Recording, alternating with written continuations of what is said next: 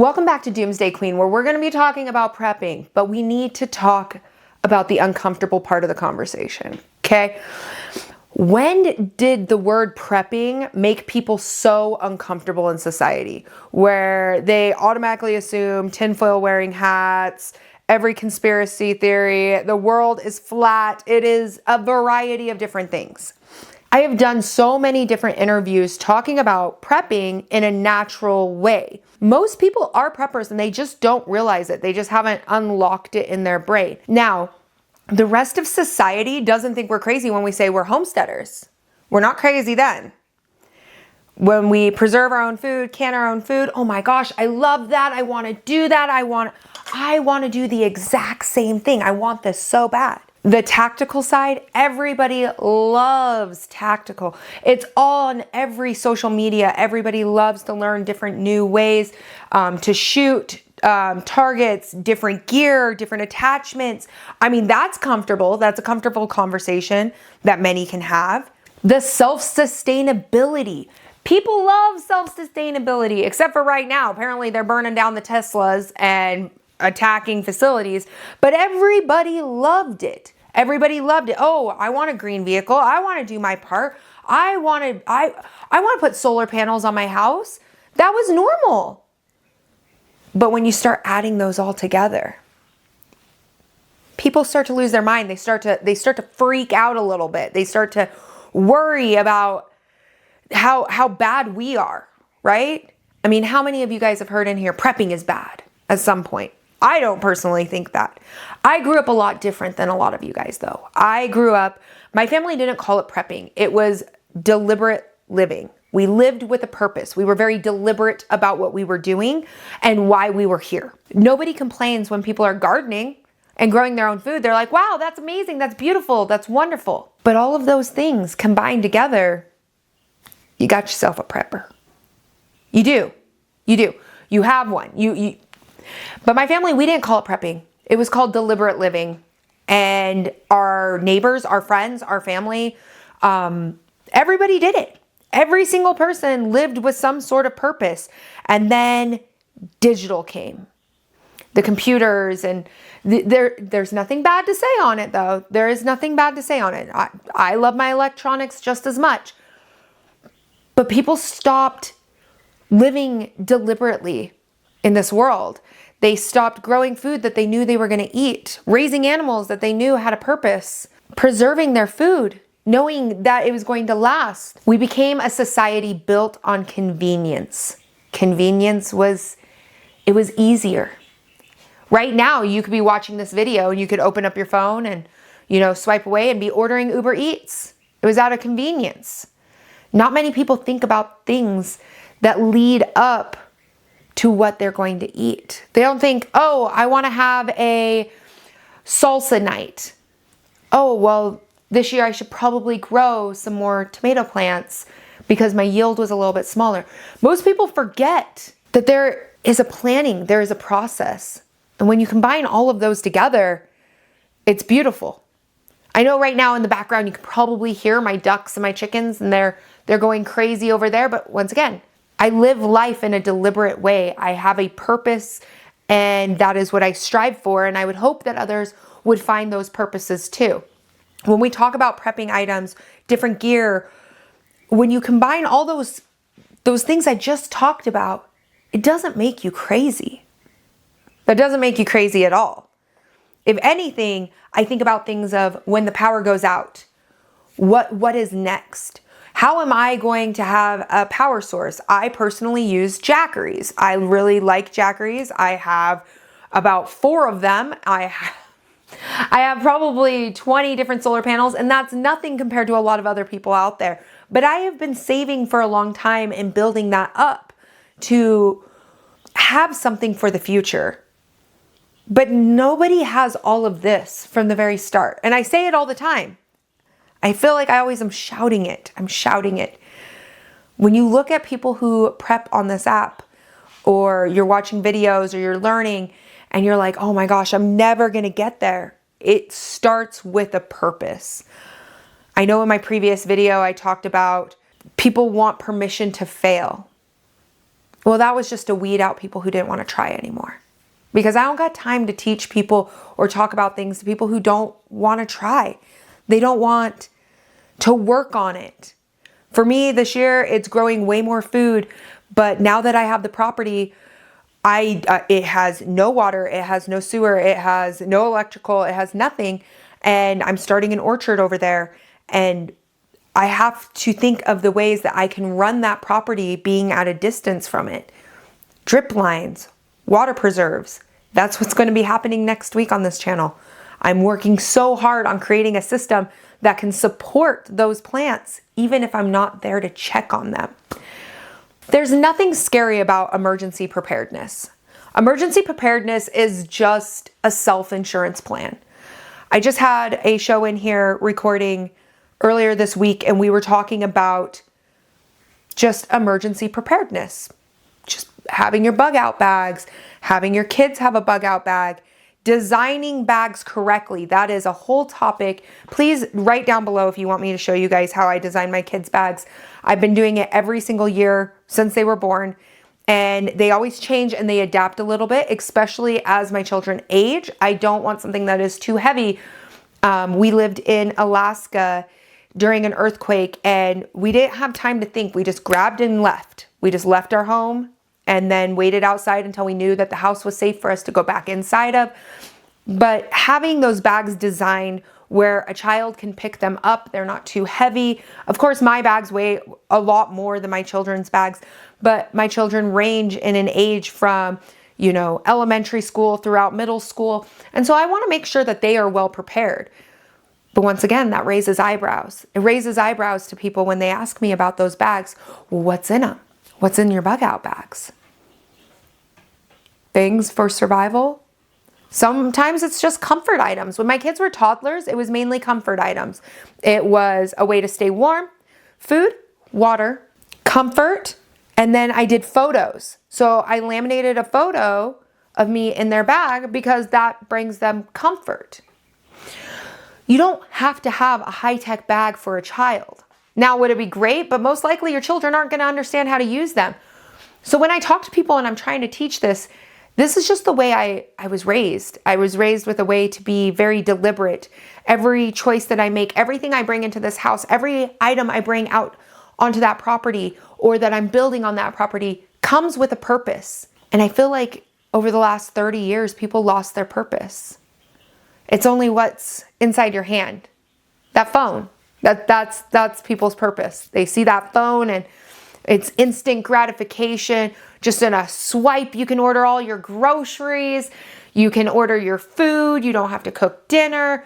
You don't really have to look up anything. I mean, once again, prepping is a lot of how-tos.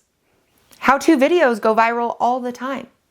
That's a completely normal and comfortable thing for people to talk about is, oh, I mean, I use YouTube for that. If I'm working on the generator, I am not a mechanic. I will watch something over and over and over, really soak in that information so that I know how to do it, and then I'll start working on the generator. Everybody has these easy, you have technology, which is super easy, but that helps you advance your skills. All you have to do is watch one video. You learn how to can carrots. Canning carrots is so easy. You don't have to do it for the rest of your life. Like, you wouldn't have to look up a recipe because it's so easy to can carrots. I can tell you right now, I peel them, I wash them, I skin them, I wash them again, I dice them up, I throw them in, I cover them in water, I add a little bit of salt to it, I pressure can them for 90 minutes. That's it. That's simple. And just having that skill, most people, they just don't apply these skills into their real life. So I wanted today just to talk about, when did people become so uncomfortable with the idea of preparedness? Being a prepper makes people, they retract back. They don't like it. They get fearful of it. But nobody gets fearful when somebody says, oh, I love to garden. And a lot of people forget the importance of community. How do you find like-minded people for your community? I mean, back 50 years ago, it was pretty common for everybody to can, garden, preserve their own food. My grandparents who raised me, I mean, they've done this my entire life. and all their friends did. I didn't know anything different. I didn't know that people thought it was awkward or weird or what's wrong with her. That's one that I've heard. Everyone I knew growing up did it. And so as I got older, you know, from my teenage years and then going into college and into the military. I mean, military is just built with a bunch of preppers. Okay, guys, sorry. All veterans are preppers on some level. They all are, all veterans are preppers on some level. We all have our packing list. We go over our inventory. We're always checking our gear. We're always inspecting our gear. We're always PMCSing it. That is just part of the lifestyle of military. But if you're not military, it doesn't mean that you can't pick up on these hobbies. I wouldn't call it a hobby. You couldn't pick up on these habits. You want a productive habit. These habits come in where I go through, when I go through my bug out bag, I look at my packing list and then I look through and I'm like, what did I need to change? I don't take my bug out bag out with me all the time. I take what I essentially call my go bag, which other people on this app and when they talk about prepping, go bags is, you know, a bug out bag, you bag out and leave. I just have bags that are ready to go because I do a lot of hiking. I do a lot of camping. I'm constantly outdoors. So those bags are actually designed very similar to what I already use or as a bug out bag, but the bug out bag is stationary. But my bag, I take it with me all the time. And so I'm constantly going through the inventory and I realize what worked and what didn't work.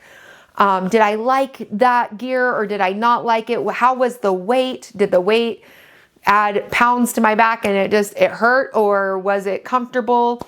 Did I have all the supplies I needed to create a shelter? Did I not? What I would want to improve on that. So when we're looking at this, we're looking at prepping from multiple different facets. You have all these different ways that you want to go about prepping. But the one that I feel that gives us all the bad rap is the fear. The fear. That's one of the reasons I made this video today.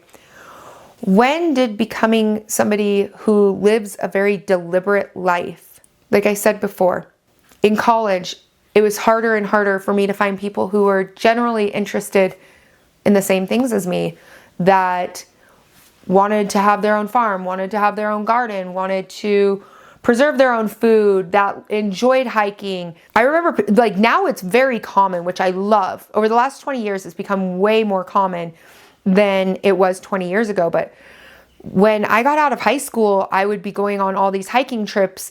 And I remember adults just criticizing me. Oh, you're a female, you're alone in the woods. What are you doing? You're going to get attacked. You're going to become a victim. You're going to be this. And I was like, I've done this my whole life.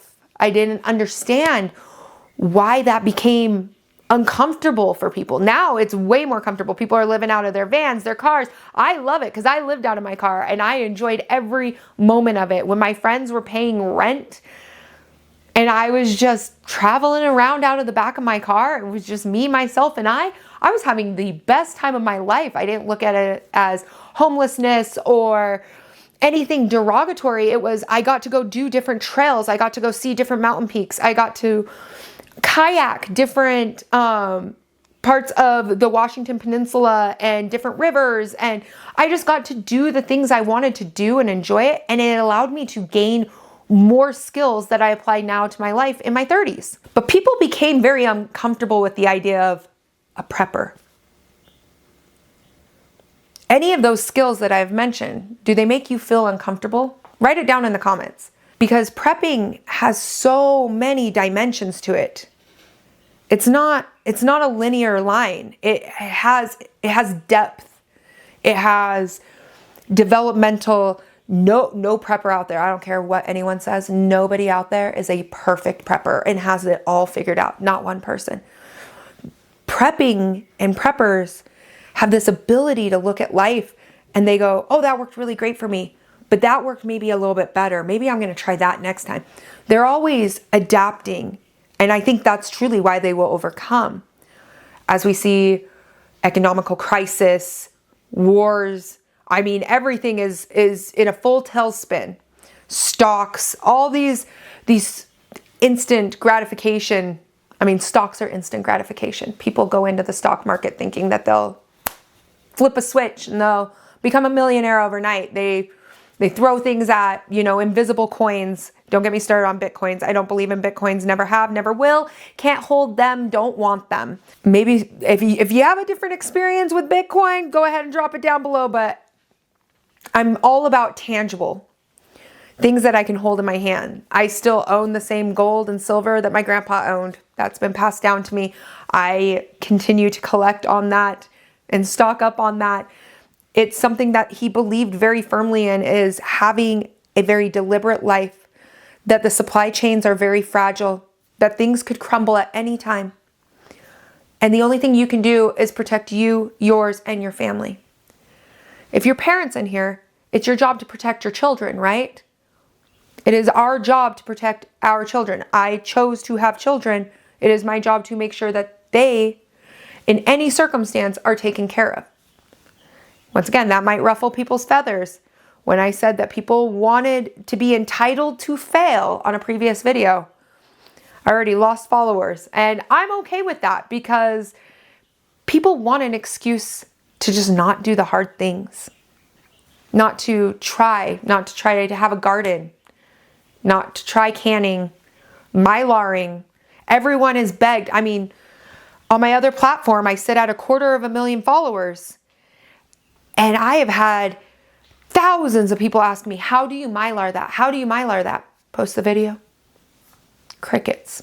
People want to be entitled to fail. They just want a reason not to do it. They want to see me do the work. But when they get the answers, they don't want to do the work, or they don't want to do the research. They want me to physically and verbally guide them through every single step. But I do it already in videos. And they're there forever, or at least until the grid goes down or an EMP, and then bye-bye. But until then, you want to be working as hard as you can to have the most self-sustaining life. My goals aren't a huge house and fancy cars. My goals are completely off the grid. No mortgage, no power bill, no water bill, no grocery bills. I think that's the dream. But other outlets and other people think that that means you're crazy. So write down below. Tell me, what are you working on? Have people told you you were crazy because you prepped? But at the same time, those same people have a garden, or talk about that they want a really pretty Pinterest looking garden, or that they like canning, but prepping is uncomfortable. Freeze-dried food. Prepping is uncomfortable. It's not uncomfortable. People are just uncomfortable with the idea that people can have multiple dimensions to them. They don't have to be a straight line. You don't have to just be born, go through school, graduate, get married, have kids, work, and death and taxes. You can go in all different directions, and it's going to be beautiful, and it's going to be wonderful. Make sure you hit that like and subscribe button, and I will see you on the next one.